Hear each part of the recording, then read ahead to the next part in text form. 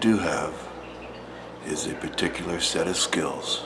Skills I've acquired over a very long time.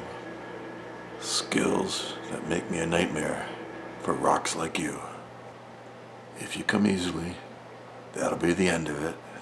But if you don't, I will look for you. I will find you. And I will kill you. And I will tumble you.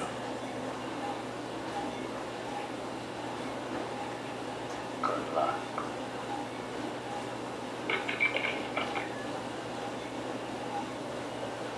So getting serious for a moment, we're still in step one.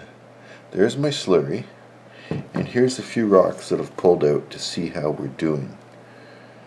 They're starting to round, but really they need more time. And wet will show what they may look like when they're done polishing.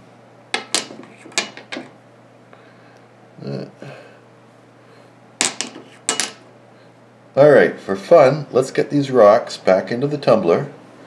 We'll add some more of the coarse tumbling grit,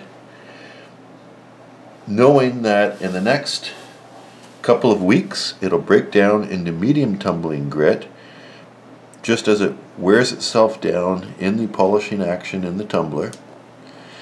It'll eventually then become fine tumbling grit and even pre-polish. What that means is we can actually polish rocks in a two-step process. Takes a little bit longer.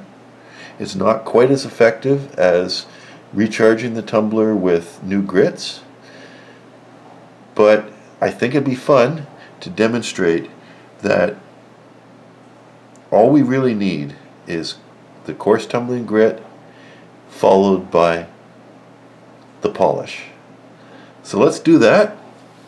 Like I said, it'll take a little while, but I think it'll be really interesting. See you in probably 6 weeks.